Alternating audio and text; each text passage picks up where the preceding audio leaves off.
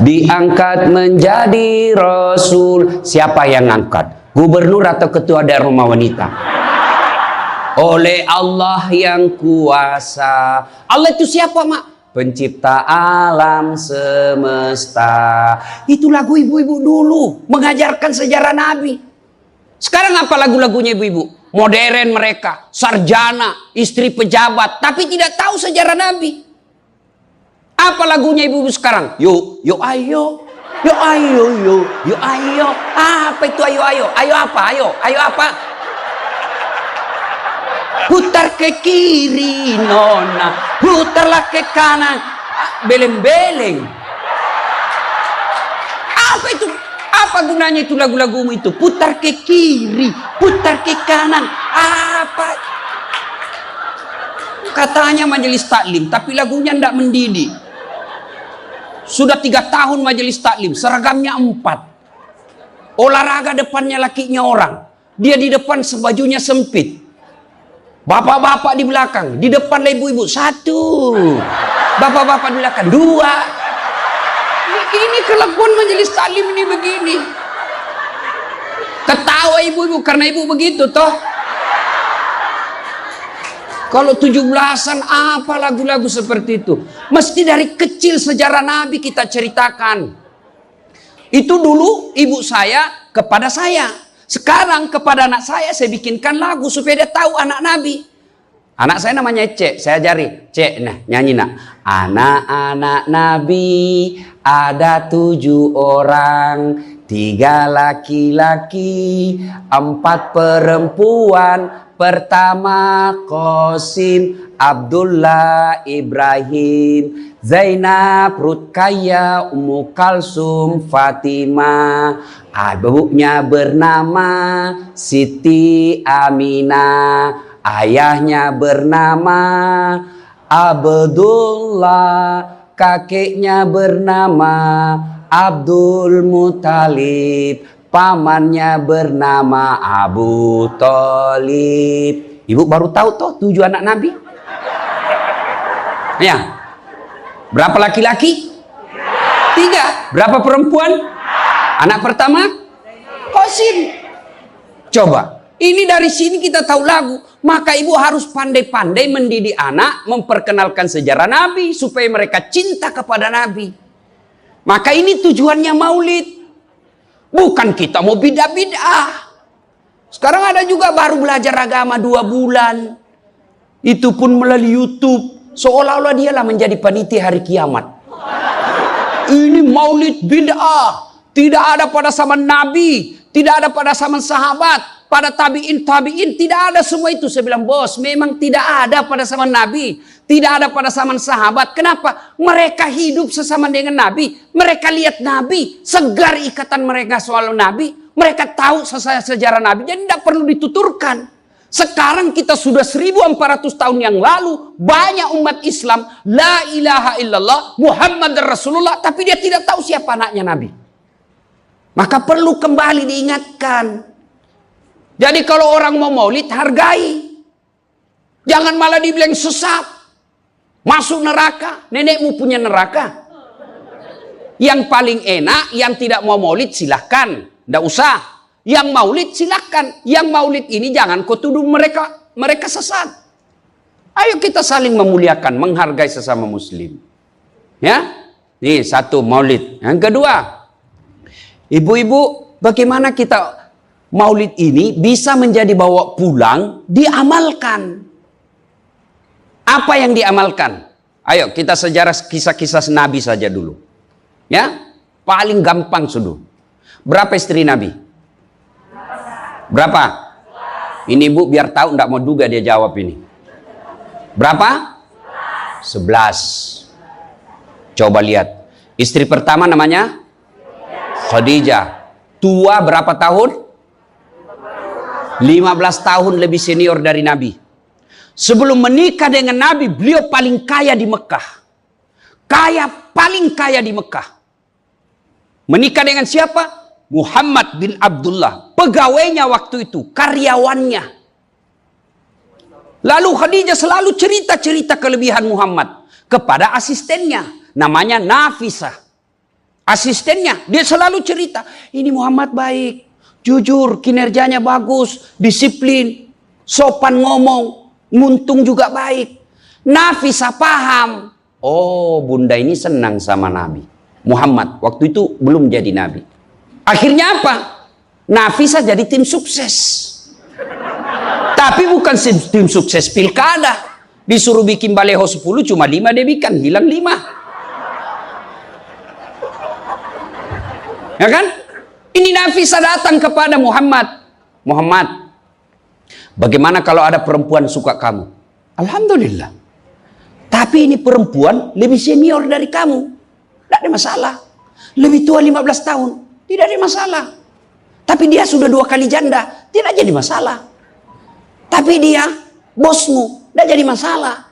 Yang jadi masalah, benar tidak dia senang sama saya? Kata Nafisah, tenang mas bro, saya punya urusan. Jangan lagi cari dah hadis mas bro, tidak ada. Lalu datanglah Nafisah kepada Khadijah. Bunda, bagaimana menurut bunda kalau ada laki-laki senang bunda?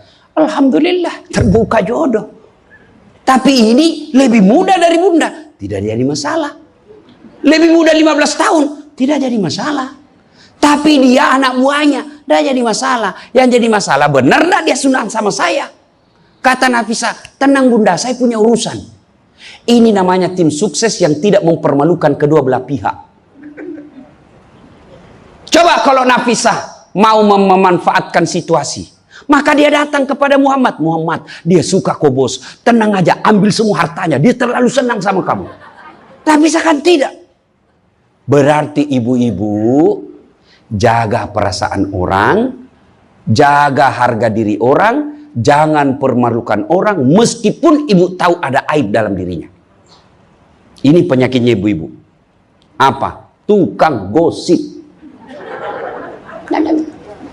Ini. Duduk-duduk begini damai tapi gersang. Oh coba lihat siapa duluan pulang dia jadi ibu cawan. Jadi ini gini Pak Gubernur itu dia duduk-duduk itu. Dia enggak cerita tapi apa? Dia mulutnya enggak ngomong tapi bibirnya dong. Memang fitrahnya. Apa begitu orang sini? Bukan cuma di sini. Orang Amerika juga tukang gosip perempuannya. Fitrahnya. Maka Nabi katakan kalau perempuan mau selamat, jaga mulutnya, aman dia masuk surga. Cuma kan gampang sekali kita gosip. Lewat teman kita. Apa? Nggak serasi kudungnya sama roknya. Dia bilang iya. Lipstiknya palsu. Kenapa kau tahu? Melengket di giginya. Semua mau diurus. Iya kan? Ini penyakit kita. Semua mau diurus. Ustadz aja dia gosip. Itu juga bajunya waktu di YouTube. Saya dengar tadi dilewat tadi saya dengar. Itu juga bajunya waktu di YouTube. Astagfirullah. Inilah penyakit ibu-ibu. Ibu, mau gampang masuk surga? Ketika Nabi Isra Mi'raj kan dibawa jalan-jalan masuk surga. Subhanallah, alhamdulillah, banyak perempuan dalam surga. Begitu Nabi dibawa lihat neraka. Nauzubillah min zalik, ya Allah ampuni hambamu, ya Allah ampuni umatku, ya Allah. Kenapa? Perempuan ternyata lebih banyak dalam neraka. Ditanya kenapa bisa begitu? Ada 2 kelemahan perempuan. 1, tidak mampu menjaga suaminya, tidak mampu mengurus suaminya, dan yang kedua tidak mampu menjaga lisannya. Jadi kalau ibu mampu menjaga lisan, aman. Itulah gunanya masker. Supaya ibu semua mau diurusin. Iya kan penyakit kita. Ya, Bu. Maka bertanyalah ibu-ibu di Makassar, Ustadz yang saya cerita ini kan benar. Memang begitu sifatnya Ustadz. Itulah benarnya namanya ghibah. Tidak boleh kita cerita kejelekan orang. Kalau dia salah yang ibu cerita namanya fitnah. Tidak ada jalan. Ayuhibbu ahadukum kata Allah, sukakah kamu memakan bangkai sesamamu manusia? Maka berhenti cerita kejelekan orang. Jadi gimana solusinya Ustaz? Ketika datang orang cerita, Bu, katanya, na'udzubillah min zalik. Kita berlindung kepada Allah dari keburukan itu, Bu. Belum tentu suami kita lebih baik dari dia. Berhenti itu. Cuma kan enggak kita. Memang. Enggak tahu persoalan. Biar enggak tahu persoalan. Ikut campur. Ibu kalau suka ikut campur bikin urusannya ibu, nanti takdirnya seperti tauge. Tahu tauge? Tahu tauge? Coba lihat tauge, Bu. Kita bikin soto Banjar, ada. Pecel, sayur, lemper, ada. Ada tuh kalau di Makassar ada lemper. Ayo, maka karena dia selalu ikut campur, Allah takdirkan semua tauge bengkok. Dah ada lurus toh? Maka kalau ada ibu-ibu majelis begini kumpul, teriaki saja, pagi-pagi toge nih ya. Ini penyakit perempuan. Maka ini gunanya kita peringati maulid supaya ibu-ibu pulang berhenti cerita kejelekan orang. Tidak ada gunanya, menghabiskan amal-amal kita. Nabi pernah kumpul para sahabat dan bertanya, atadruna manil muflis? Saudara-saudara sekalian, kau tahu siapa yang bangkrut nanti di akhirat? Mereka tidak sholat ya Rasul, dia sholat. Yang tidak puasa ya Rasul, dia puasa. Yang tidak haji ya Rasul, dia haji. Yang tidak bayar zakat ya Rasul, dia zakat sedekah. Kalau begitu siapa yang bangkrut ya Rasul? Jarusu wa khati'ur rahim. Tetangga yang jahat sama tetangganya dan yang suka memutuskan tali persaudaraan. Dan salah satu jahat sama tetangga dan memutuskan tali persaudaraan adalah mereka suka menceritakan kejelekan orang. Adakah orang yang senang dicerita kejelekannya? Ada? Ada? Ada ibu? Lalu untuk apa kita cerita orang? Rajin betul istrinya majelis taklim. Baik betul itu istrinya. Tapi kasihan suaminya selingkuh kiri kanan. Lalu apa untungnya ibu cerita? Bu? Hei. Hei. Satu. Pulang pengajian. Tinggalkan gosip. Dua. Rasulullah setelah menikah dengan Khadijah. Usia 40 tahun. Nabi dilantik menjadi Rasul. Pulanglah beliau 3 hari 3 malam di atas Gua Hira. Pulang menggigil. Dia ketuk pintu. Masuklah Nabi, kedinginan. Lalu Nabi berkata, istriku selimuti saya kedinginan. Kira-kira kalau ibu-ibu, apa jawaban ibu? 3 hari 3 malam suami tidak ada kabar. Di WhatsApp tidak dibaca. Di telepon di reject. Tiba-tiba datang kedinginan, Bu. Selimuti saya, Bu. Apa jawaban ibu? Apa ibu selimuti? Enggak, diinterogasinya suaminya. Mana HP-mu? Dari mana kau ini kedinginan? Iya toh? Tapi Khadijah tidak. Khadijah tidak pernah sangka buruk kepada suaminya. Apa kata Khadijah? Sami'na wa ata'na. Hikmah yang kedua buat ibu-ibu, sangka baiklah kepada suami. Demi Allah, tidak ada kebahagiaan rumah tangga yang dipenuhi dengan sangka buruk. Ibu mau bahagia dengan suami? Mau? Hilangkan sakwa sangka, hilangkan sangka buruk. Telepon suami tidak dijawab pagi-pagi, sangka baik. Oh, berarti suami saya lagi sholat duha. 1 jam kemudian ditelepon, belum dijawab juga. Oh, berarti suamiku lagi meeting dengan gubernur. Telepon lagi siang-siang tidak jawab. Oh, berarti suamiku lagi sholat berjamaah di masjid. Sore ditelepon tidak dijawab-jawab. Oh, berarti suamiku dia lupa handphonenya. Tiba-tiba sore masuk WhatsApp teman kita. Saya lihat suamimu bonceng cewek, cantik betul. Oh, berarti suami saya lagi nge-grab.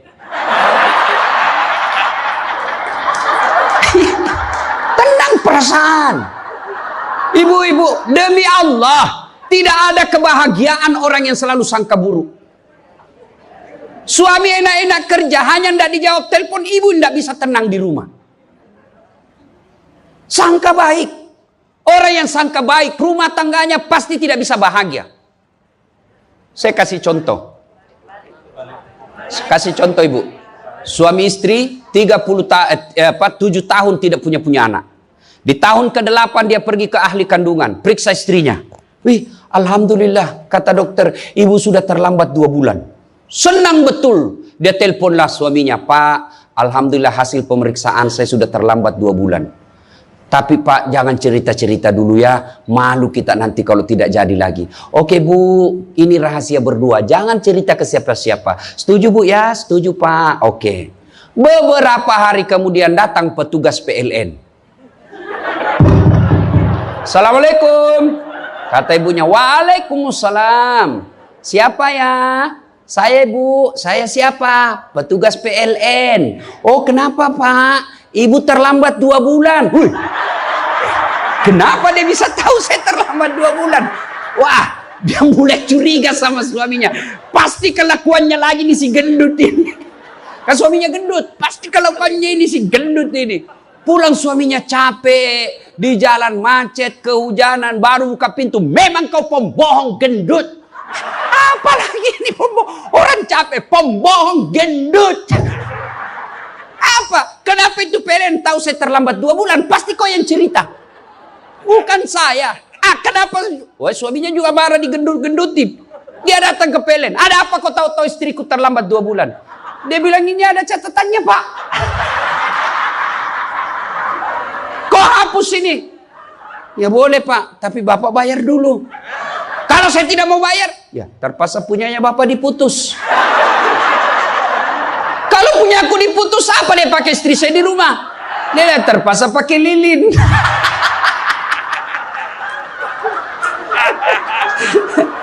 Inilah bahayanya sangka buruk.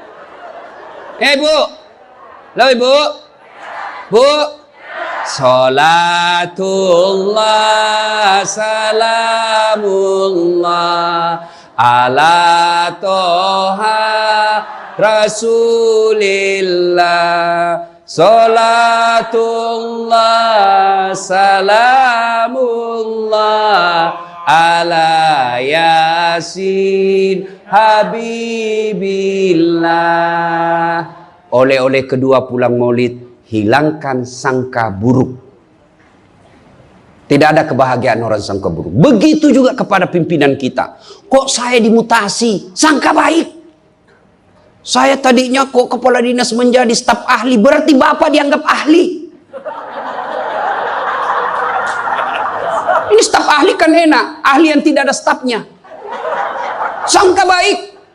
Oh, berarti Pak Gubernur merasa saya perlu istirahat, banyak berpikir. Sangka baik. Jangan pernah sangka buruk. Tidak ada kebahagiaan orang yang sangka buruk. Sangka baik. Saya dalam hidup saya, betapa banyak Allah kasih pelajaran, saya baru tahu maksud Allah yang baik setelah beberapa saat berlalu. Begitu ada kejadian sangka baik saja, tunggu akan muncul, oh ini maknanya ini. Tamat SMA kan saya daftar polisi Bu, tentara, akabri. Begitu tes fisik, tidak lulus. Kenapa? Ceper. Tidak cukup tinggiku Bu. Saya protes kepada Allah, ya Allah kenapa kau lahirkan saya dalam keadaan pendek? Kau tidak jadi rugi jadi Tuhan kalau saya jadi tentara. Teman saya lulus waktu itu Bu. Dia sekarang polisi 2 bunga, reserse, baret merah. Saya lulus pakai baret putih. Alhamdulillah jadi ustadz. Alhamdulillah karena baret putih saya pakai, mulai baret hiram sampai baret merah saya ceramai semua. Yang terbaik. Gubernur sebelumnya kepala dinas, tiba-tiba kita tidak ada jabatan, sangka baik. Itulah hidup. Jangan pernah sangka buruk. Begitu juga kepada suami, sangka baik. Tidak ada ketentraman bagi rumah tangga yang selalu disertai sangka buruk. Dan ibu enaknya jadi istri karena ibu tidak tanggung dosanya suami. Saya bilang sama istri saya, Mama Nyece. Kan ibu-ibu sekarang suka sekali periksa handphone. Untuk apa periksa handphonenya suami Bu? Coba jelaskan saya, untuk apa? Ayo yang suka periksa handphonenya suami ini. Untuk apa Ibu? Setelah tahu ibu mau apa? Ternyata besok-besok ada masalah yang tidak menyenangkan hatimu, apa yang kamu lakukan? Mau diceraikan, saya ceraikan kamu. Daripada kau menderita mendampingi saya, sudah, kita selesaikan baik-baik. Dan kau tidak mungkin kuceraikan kau pagi, sore saya sudah dapat. Nah sekarang apa mau? Sakit hati aja. Ayah. Dan hebatnya perempuan Islam, kalian tidak menanggung dosanya suami. Kalian tidak akan menanggung dosa suami. Ya, beda kalau laki-laki. Kalau laki-laki, dosa istri kita tanggung. Kalau suami menanggung dosa istri. Istri tidak pakai jilbab, istri tidak sholat, istri tidak puasa, istri tukang gosip, istri suka keluyuran. Suaminya ditanggung dosanya nanti. Ku ampusakum wa ahlikum nara. Beda istri. Suami pezina, suami koruptor, suami narkoba, suami penjudi, suami tukang tipu. Ibu tidak tanggung dosanya suami. Itulah enaknya jadi perempuan Islam. Bahkan kalau dia sholat, dia puasa Ramadan, dia jaga harga dirinya, dia patuhi suaminya, kata Nabi, tadahulul jannati bisalam. Silahkan ibu mau masuk pintu surga mana saja. Makanya sangka baik saja, tidak usah sangka buruk. Ada ibu-ibu curhat sama saya tengah malam, Ustaz. Mohon solusinya Ustaz. Saya sudah tidak tahan. Kenapa ibu? Dia bilang saya sudah tidak tahan. Saya minta solusinya Ustaz. Saya sudah tidak tahan. Memang kenapa? Saya ini sudah 21 tahun menikah Ustaz. Tidak tahan saya. Saya bilang dalam hati, 21 tahun tidak tahan. Inilah kadang-kala ibu-ibu kalau ngomong tidak masuk di akal. Ya memang Allah fitrahkan itu manusia, laki-laki itu lebih banyak akalnya, perempuan lebih banyak perasaannya. Maka kalau perempuan ngomel, dengar saja Pak, tidak usah dijelaskan apa dia mau. Dengar aja, karena memang dia cuma mau didengar. Dengar aja, oh, ya, dengar aja, dengar. Tapi tidak tahan saya Ustadz, ya tidur. Rumus menghadapi perempuan itu, ilmu paling efektif, sabar.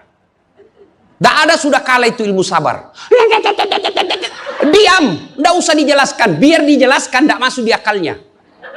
Apalagi kalau dia sudah bilang pokoknya, sudah Pak, lebih diam aja. Pokok, sudahlah. Dijelaskan satu, muncul pertanyaan dua. Dijelaskan tuntas yang dua, muncul lagi pertanyaan tiga. Sudah tuntas semuanya, dia ungkap lagi yang 5 tahun yang lalu. Itulah perempuan. Iya ibu toh? Maka dengarkan saja. Ada saatnya nanti dia bilang, baru dia sadar itu. Iya sebenarnya itu saya emosi aja itu hari Pak. Begitulah perempuan. Dihadapinya jangan emosi. Saya sudah tidak tahan Ustadz. Kenapa? Sudah 21 tahun. Udah cocok saya Ustadz. Saya bilang ibu tahu enggak baut? Tahu Ustadz. Apa pasangannya baut ibu? Mur. Sama enggak? Sama modelnya? Sama bentuknya? Beda. Justru perbedaannya yang membuat dia kokoh. Berarti rumah tangga tidak akan pernah kokoh kalau mau menyamakan. Yang kokoh adalah ketika dia mau saling menerima kekurangan dan kelebihan. Itu pasti kokoh. Mana mau cocok jenis kelamin aja kita tidak sama. Iya. Pendidikan aja kita pasti beda. Latar belakang budaya kita pasti beda. Maka yang membedakan itulah kalau kita kelola dengan baik dalam rumah tangga, dengan faktor utamanya sangka baik, insya Allah bahagia rumah tangga. Ya, sangka baik. Tuh Khadijah tidak pernah sangka buruk sama suaminya. Khadijah ketika beliau sakaratil maut, usia 65, beliau sakit. Dan baju yang beliau pakai sudah 8 kali tambal. Tahu tambal ibu? Itu tambal ke-8-nya 1 sampai 7, Nabi masih menambalnya pakai apa? Masih pakai kain. Di tambalan ke-8 beliau pakai pelepah daun kurma. Kenapa? Habis kainnya Nabi. Padahal sebelum nikah beliau orang kaya. Lalu beliau panggillah anaknya, Fatimah ta'al. Fatimah ke sini dulu nak. Kenapa bunda? Tolong kau mintakan serbannya bapakmu. Ada serban yang selalu dia pakai, bapakmu itu terima wahyu. Tolong sampaikan ke beliau, saya minta untuk saya jadikan kain kafan. Mudah-mudahan serban itu Allah hindarkan saya dari azab kubur. Mendengar ini, Fatimah berkata, bunda aja yang minta sama bapak. Dengar jawaban Khadijah. Saya malu minta sama bapakmu, nak. Habis hartanya untuk bantu Rasulullah, minta serban, malu. Kira-kira masih ada istri sini malu minta sama suaminya? Pak Gubernur, masih ada kira-kira malu minta sama suami? Bukan diminta, dicuri. Ayo, itulah Khadijah. Maka jangan heran Khadijah meskipun sudah wafat, beliau tidur bersama Aisyah. Beliau tidur bersama Aisyah. Tapi siapa yang dikenangnya? Khadijah. Rasulullah hanya berkata, seolah-olah saya mendengar trompa kakinya Khadijah. Seolah ada Khadijah dalam rumah kita. Aisyah cemburu. Ya Rasulullah, ada apa sih kelebihan Khadijah? Khadijah sudah wafat. Kau nikahi 2 kali janda, lebih tua dari kamu. Kenapa Khadijah terus? Dengar jawaban Nabi. Kau tidak pernah mampu mengimbangkan, menyandingkan, atau menyamakan dirimu dengan Khadijah. Ketika tidak ada orang percaya kepadaku, Khadijah orang pertama yang percaya ke Rasulanku. Ketika orang memboikot saya, tidak boleh bertransaksi ekonomi kepada Muhammad, hartanya habis untuk membantu perjuangan dakwah. Maka jangan heran Rasulullah sangat mencintai Khadijah. Jadi kalau ibu mau dicintai suami lahir batin, jadilah seperti Khadijah. Bukan karena cantiknya, bukan karena kayanya, tapi kebersihan hatinya Khadijah. Kita itu laki-laki kan tergantung perempuannya. Kalau perempuannya baik, akhlaknya baik, tidak mungkin tergoda suami. Ibu mau suami tidak macam-macam mikirnya. 3 aja resepnya. Pegang ini, kau kuasai suamimu. 1, buat matanya senang. Artinya apa? Ibu penampilan cantiklah di depan suami. Kalau suami senang selalu pakai baju merah, pakai itu baju merah tiap hari. Kalau suami senang warna-warna emas, pakailah itu tiap hari. Ya. Tapi saya tidak senang warna begini, Ustaz. Bukan untuk ibu, tapi untuk menyenangkan suami. Dandannya seorang istri, menyenangkan hati suami, itu ibadah buat seorang wanita. Yang kedua, buat perutnya senang. Bagaimana caranya? Bikinlah masakan kesenangan suami. Kalau tidak bisa tiap minggu, sekali sebulan. Ketika terima gajinya suami, terima honornya suami, ya WhatsApp suami, SMS suami, telepon suami. Bang, jangan makan di luar hari ini. Hari ini saya masak spesial buat abang. Masakan kesenangan saya sudah siapkan di rumah bang. Aman bang, jangan makan di luar. Ini hari spesial buat abang. Senang kita jadi suami. Itu saya kalau terima SMS WhatsApp begitu, mamanya C di rumah dia goreng baru dia kirim. Rasanya kita mau cepat pulang. Ibu pernah WhatsApp suaminya begitu? Paling di WhatsApp, bang jangan lupa singgah beli telur. Bang habis gas.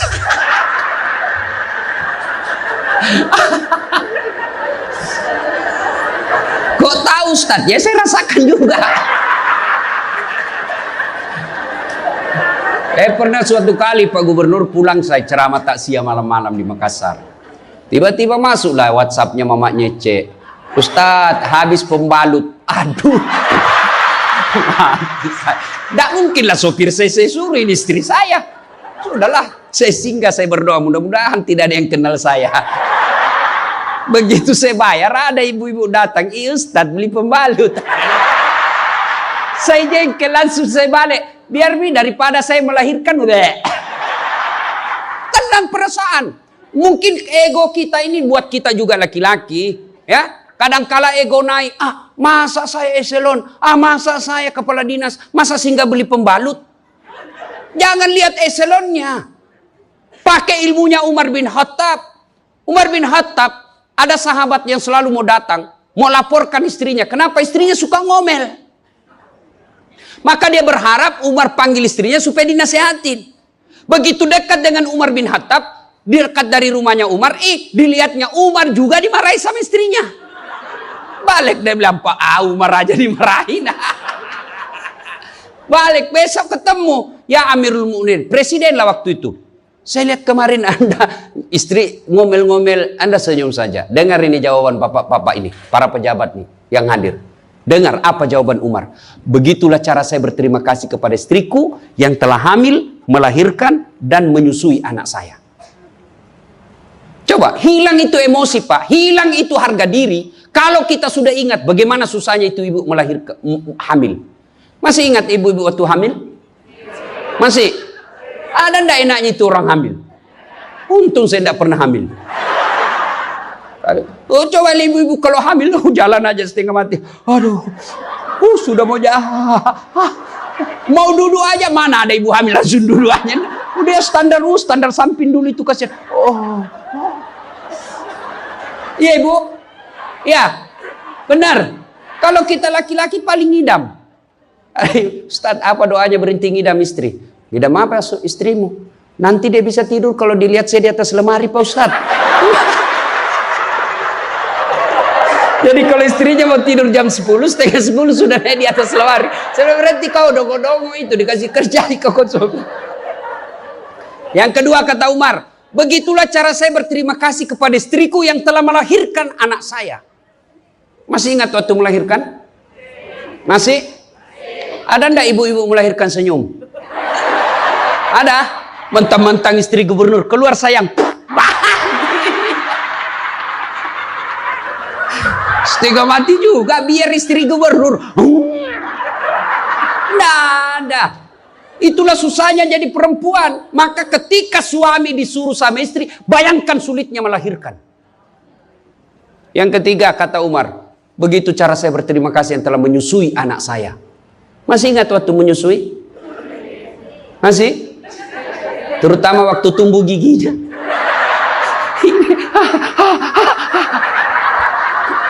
Masih ingat tak?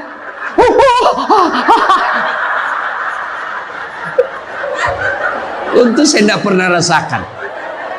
Bu kalau digigitkan, mana dia tinjau nanya, kok gigit saya? Tidak, dia usap, lepas nak. Iya ibu, iya. Siang anaknya, malam.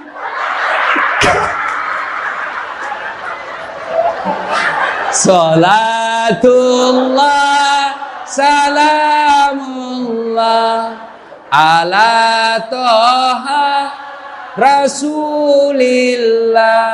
Salatullah,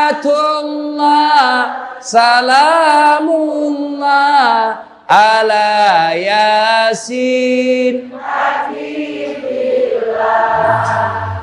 Berikutnya, kalau kita cinta kepada Rasul, jadilah istri seperti istri Rasulullah. Nah, tentu bertanya kita, itu bapak-bapak mau punya istri seperti istri Rasul? Pak Gubernur pasti mau. Kita punya mau istri seperti Khadijah. Tapi pertanyaannya, sudahkah kita seperti Rasulullah? Tenang ibu-ibu, saya bela ibu-ibu hari ini. Tenang. Nah, kita mau seperti Khadijah, tapi kelakuan kita seperti Abu Jahal. Pembohong kiri kanan. Suami istri minta duit, tidak pernah ada. Benar, tidak ada, habis biar baunya tidak ada lagi. Giliran selingkuhannya minta, gampang deh, tunggu aja 5 menit. Ya, Rasulullah, coba. Begitu memuliakan istri, beliau tidak pernah kusam rambutnya di depan istrinya. Coba itu, buka itu Barasanji sejarahnya. Rasulullah beliau yang bersihkan tempat tidurnya. Beliau yang tambal bajunya ketika robek. Beliau sediakan sarapan. Itu Rasul, manusia pilihan. Namanya selalu digandengkan dengan namanya Allah. Tidak malu, bahkan rela ikhlas membantu pekerjaan rumah tangga istrinya. Untuk meringankan kerjaan istri. Kita baru Satpol PP. Satpol PP. Apa Satpol PP? Polisi setengah. Baru pegawai honor, macam-macam ceritanya. Tidak ada kehinaan bagi laki-laki yang memuliakan istrinya. Tidak ada kehinaan suami yang membantu pekerjaan istrinya. Rasulullah mencontohkan itu. Beliau kalau keluar rumah sudah ada sisir. Masuk ke kamar rapi baru keluar. Kita sudah habis pisang gorengnya 4 masih berantakan rambut. Begitu istrinya katakan, bang, baik-baik itu rambutmu apa? Kenapa kau urus rambutku? Rambutmu kau urus. Itulah Rasulullah. Rasulullah subhanallah, dari 11 istri beliau tidak ada satupun yang dia panggil namanya. Beliau tidak pernah memanggil Khadijah. Beliau tidak pernah memanggil Aisyah. Aisyah beliau panggil apa? Ya Khumairah. Yang kemerah-merahan pipinya. Karena memang Siti Aisyah merah delima pipinya. Maka bapak-bapak Pak di sini, Pak Karo, panggillah istri kita dengan panggilan kasih sayang. Wahai istriku yang termancung hidungnya di lorong 3. Dia bilang, tidak mancung hidungnya Ustaz. Ya giginya lah kau lihat. Justru giginya mancung Ustaz.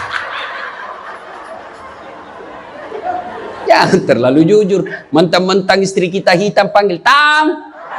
Hitam. Apa kata istri kita? Apa PC? Masa suami istri? Katanya Islam ini agama yang paling paripurna. Kok kita saling PC hitam? Ya, Rasulullah beliau kalau minum bersama istri beliau, kalau beliau minum gini. Bismillahirrahmanirrahim. Hebatnya Rasul, kalau beliau minum, 1 teguk dikasih lagi istrinya. Minum lagi. Kasih lagi istrinya. Hebatnya, bekas bibirnya Aisyah, itu yang diminum oleh Rasulullah. Bekas bibirnya Aisyah. Masya Allah. Coba kalau kita Pak Kadis. Istri, bekas bibir istri. Bau betul mulutmu.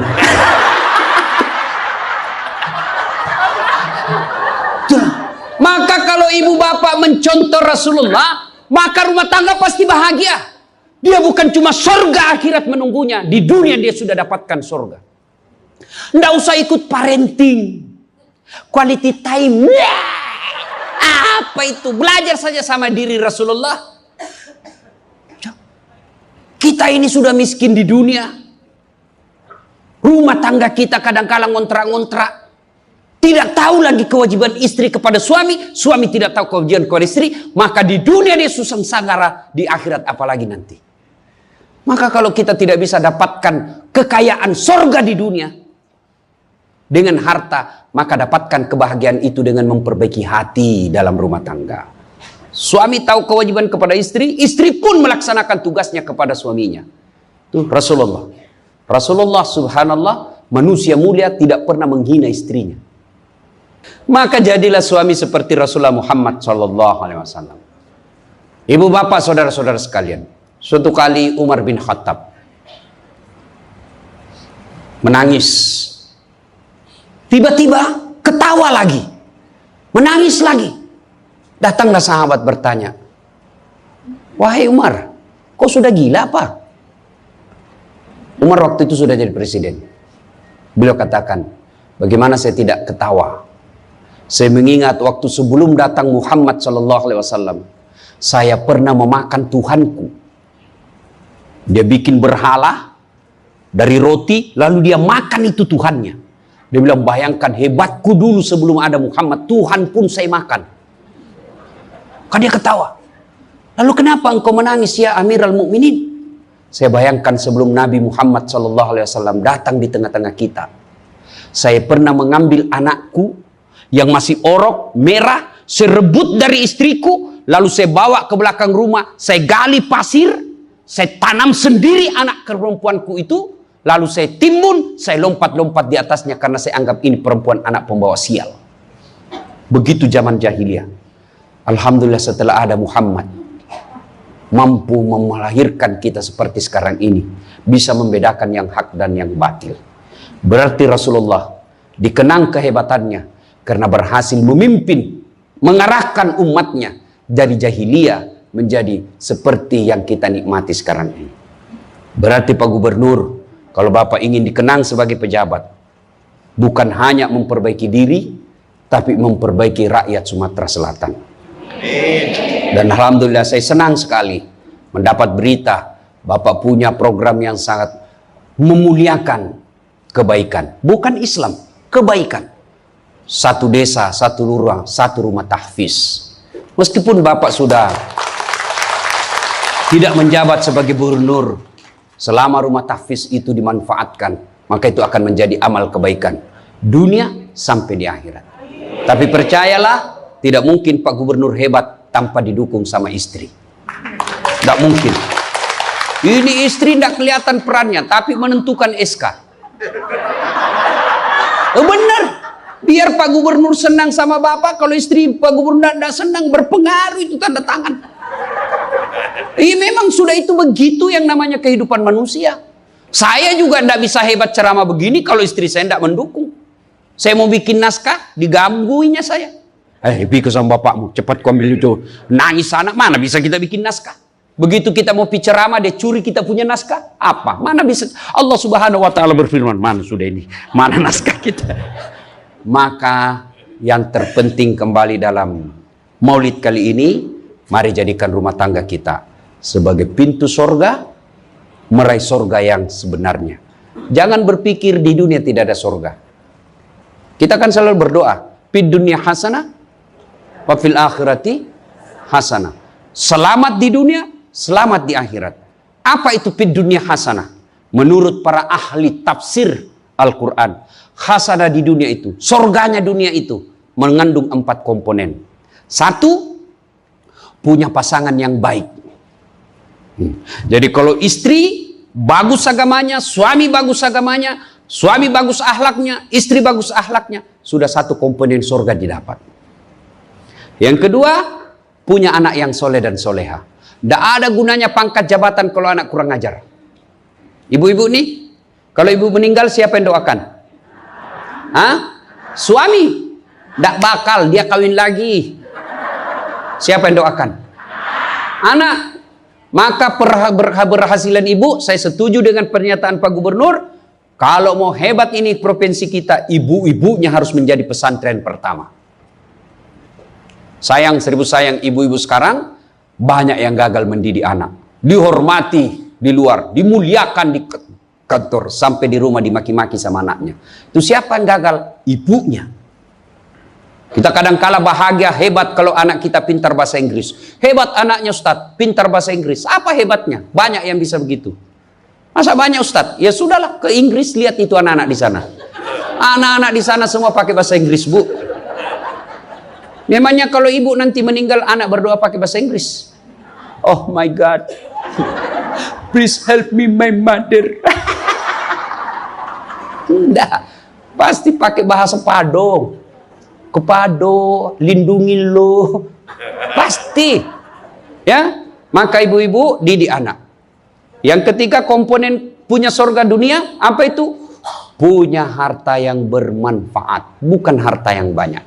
Mana harta yang bermanfaat? Harta yang banyak digunakan orang lain menjadi amal soleh-soleh, amal jariah. Bu-ibu nih, yang punya emas berlian, cincin. Ayo ibu, kalau ibu meninggal siapa yang punya itu? Siapa? Anak, istri kedua. Bukan anak, istri kedua yang pakai. Maka sedekahlah sebelum tiba saatnya. Dan yang keempat, surganya dunia, punya teman yang baik.